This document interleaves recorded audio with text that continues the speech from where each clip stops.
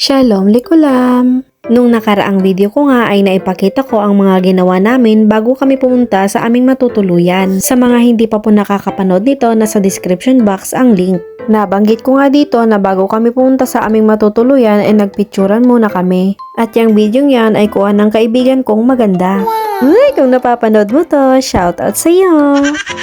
Habang inihintay nga namin yung dalawa naming kaibigan, kaming dalawa naman ay nagbidyuhan at nagpicturan. Kung tinatanong nyo kung saan nagpunta naman yung dalawa, ay bumili lang naman ng lipstick na pula. Habang kami naman dito ay busy umaaura. Pagdating nga namin sa aming matutuluyan, agad naming inilabas ang mga props na para sa aming photo booth. Idea ito ng isa naming kaibigan. May napanood kasi siyang video sa TikTok na pwede naming tularan. Kaya nga mula noon hindi na niya kami tinigilan hanggang sa natupad ang kanyang kahilingan. Pero sa totoo lang, ang ganda ng kinalabasan. Hindi na nga kami ng problema sa mga gagamitin sa Christmas photo booth na yan. Aba, Girl Scout yata ang aking kaibigan. Dala niya lahat, isi-set up mo na lang. Unang sinampulan nga ito ng magandang balabait ng apartment ng aming tinuluyan. Hindi pa nga masyadong tapos ang aming Christmas photo booth pero maganda na ang kinalalabasan. At nung natapos na nga naming i-set up ay sunod-sunod na nagpa-picture ang mga bago naming mga kaibigan. Sila ang mga makakasama namin sa birthday party na aming dadaluhan. Ganon din sa Christmas party na aming sinalihan. Bago nga kami pumunta sa party ay nagbanding muna kami.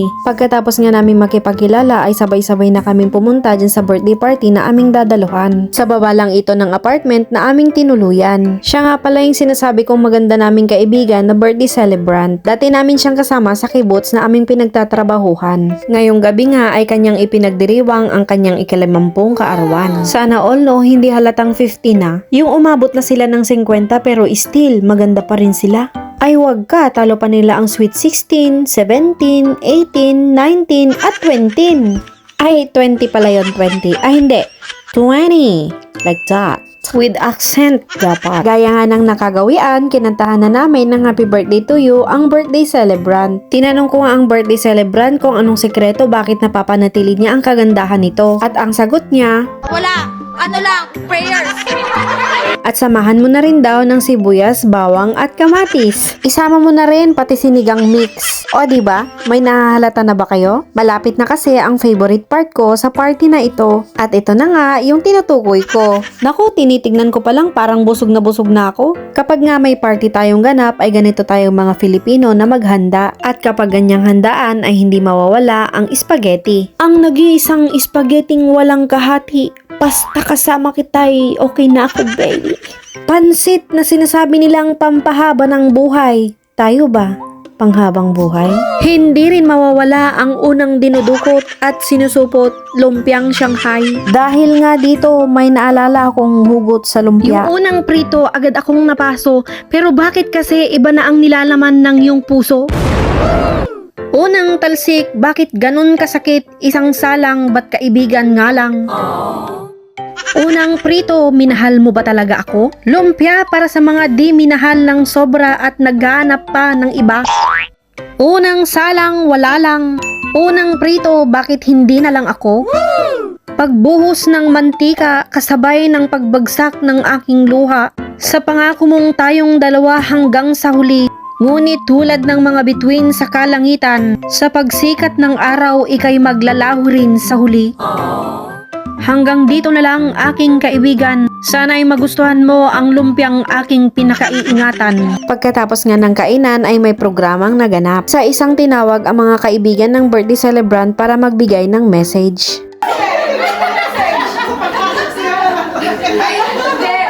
Aray ko naman. Paseksiyan na lang, aray ko naman. Yay!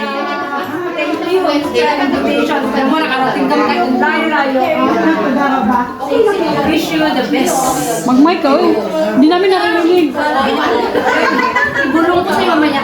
Maalala mo yung sayo natin? Maalala mo yung dance? Ayun, nasabi natin dito. Happy birthday ulit. Sumayo ko. Okay, thank you. Ako sa'yo, namimiss ko yung mga luto mo.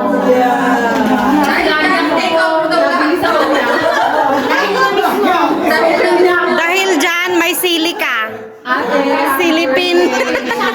Nahihilin mo, birthday ka. Ja, welcome.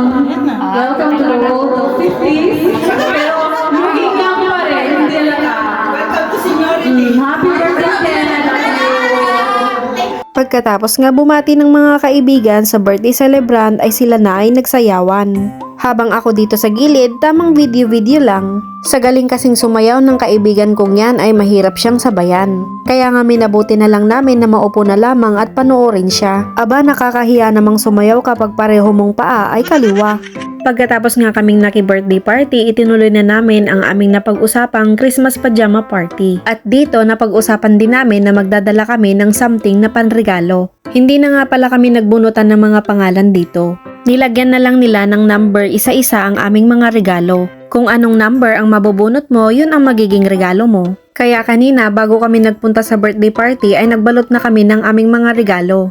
Kapag mga ganyang bagay nga ay ako lagi ang nauutusan. Bilang ako nga ang bunso sa aming 4 na magkakaibigan, ako na ang nagbalot at nagsulat sa aming mga regalo. Kahit nga ako lagi ang nauutusan ay wala naman akong reklamo. Sabi nga sa kasabihan, magtrabaho kang bukal sa iyong puso, siguradong dadami ang blessings mo. Kesa puro puna, panlalait at reklamo, naku walang mangyayari sa buhay mo. Kasi alam nyo kung sinong pinakamahirap pakisamahan? Yun ay ang mga taong puro reklamo pero wala namang isinasuggest na solusyon at paraan. Bumalik tayo dito sa aming bunutan. Alam nyo ba habang nagbubunutan kami ay may naalala akong pangyayari nung ako bata pa. Bilang bata pa nga ako noon, sobrang excited ako sa mga panahon na ganito. Kung magbubunutan kayo sa klase tapos sobrang excited kang mamili ng kung anong ireregalo mo. Alam nyo ba kami noon, hindi lang sa classroom kami nakikipagbunutan.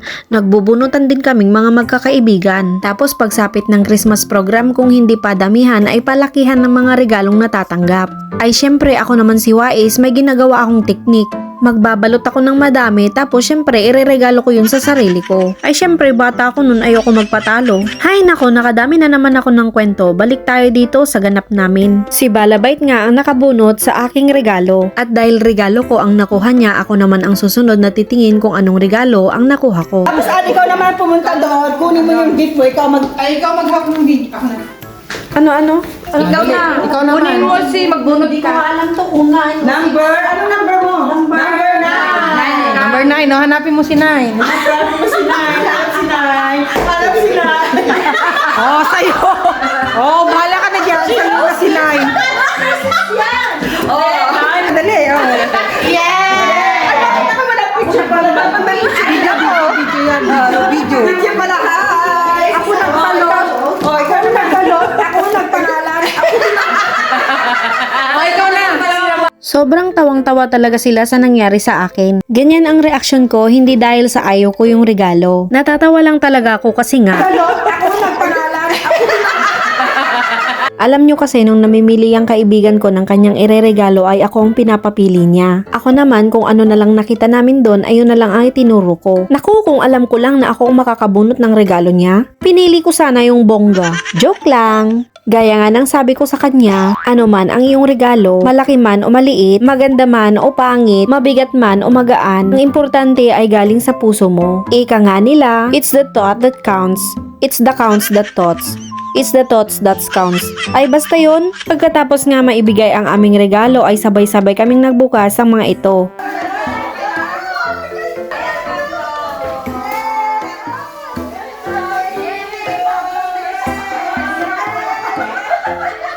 Simple lang ang aming Christmas party. Nagtsikahan kami magdamag, kumain habang nagkakape, tawanan, kulitan at kwentuhan na parang walang katapusan. Sa sobrang enjoy nga namin yung oras hindi na namin namalayan. Parang walang nakaramdam sa amin ng antok sa ganda ng aming usapan. Mag-uumaga na nga nung kami natulog dyan. Pagising nga namin habang nagkakape, tuloy ang aming kwentuhan. Alam nyo, sa totoo lang, isa ito sa masasabi kong day off kong talagang sulit. Nag-enjoy ako at the same time sulit ang tulog ko. Habang busy kami nagkakape dito, ibang mga kasama namin, ito naman ang pinagkakaabalahan. Nagkakantahan sila habang inaantay namin ang mga pagkaing niluluto na pang-umagahan. Pagkatapos ko nga magkape ay naggayak na agad ako dahil pupunta pa daw kami ng Nazareth. Eksakto namang tapos na magluto ang mga chef naming kaibigan. Promise, sobrang sarap talaga ng mga niluto nila dyan. Yung parang kumain ka sa mamahaling restaurant, ganung level best. Yung tipong o-order ka ng steak, tapos tatanungin ng waiter, how is the doneness of your steak, ma'am? Tapos sasagutin mo naman, medium rare, and thank you.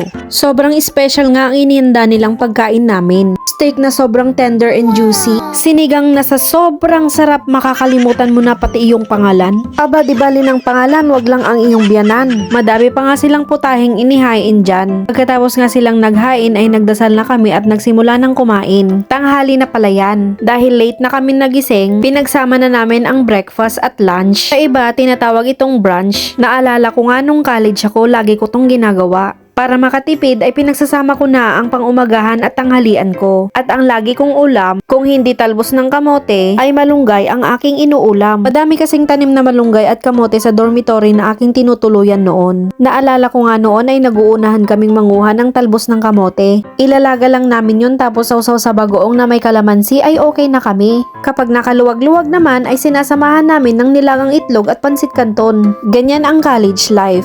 Kung gusto mo makapagtapos, wag ka dapat mag-inarte. Sabi nga sa kasabihan, habang maiksi ang kumot, magtiis, mamaluktot. Kapag may tiyaga, may nilaga. Ay tama na nga to at ang luha ko'y patulo na. Pag naaalala ko kasi ang mga karanasan ko nung nag-aaral pa ako ay talagang ako'y mapapaluha. Pero salamat sa Panginoon dahil ang mga luhang yun ay napalitan ng tuwa. Proud akong ikwento ang mga karanasan ko nung ako'y nag-aaral pa. Hirap man kami sa financial, tiniis ko yun makapagtapos lang. Naalala ko nga noon ni pambili ng rubber shoes ay wala ako. 2 taon yung PE subject namin noon. Dahil nga wala akong pambili ng sapatos, ang ginawa ko ay nangalkal ako sa storage room ng dormitory na aking tinutuluyan noon. Nandoon kasi ang mga gamit ng mga old dormitoryans na hindi na nila kinuha. Kaya ako nagbaka sakali na mayroong sapatos na naiwan doon. Maswerte naman ako at nagkataon na mayroon. Kaso nga lang sa kalumaan ay hindi na sila parehas ng kulay. Yung kaliwa, navy blue at yung kanan naman, faded blue. Pero sabi ko sa sarili ko noon, okay na to kaysa wala. Nababasa din pala ang mga paa ko pag naulan dahil may butas ito sa talampakan. Pero sabi ko, ayos lang dahil 2 taon lang naman natitiisin ko yan. Minsan naman kapag tag-ulan yung paa ko, sinusupot ko na lang. Isa ito sa karanasan kong hindi ko talaga makakalimutan. Kaya sa mga estudyanteng nanonood at nakikinig dyan, mapalad ka kung hindi mo ito naranasan.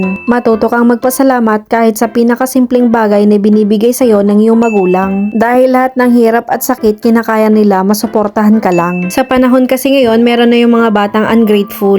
Na imbis na sabihin nilang thank you, ang sasabihin pa nila ay I want more. Mga ganyang bagay nga ang aming napagkwentuhan dito sa pagkainan. Kwentong pang MMK na aming naranasan. Isama mo na rin ang kulitan at tawanan na parang walang katapusan. Sa sobrang napasarap nga kami ng kwentuhan, hindi na namin namalayan ang oras dyan. Pagkatapos nga namin kumain at magkwentuhan ay gumayak na nga kaming magkakaibigan. Pupunta na nga kaming Nazareth katulad ng aming napagkasunduan. At yan ang susunod na video na inyong aabangan. Paano ba yan? Hanggang dito na lang muna ang ating kwentuhan. Salamat sa panonood at pakikinig. Hanggang sa muli, huwag kakalimutang magdasal palagi. Lihit raot!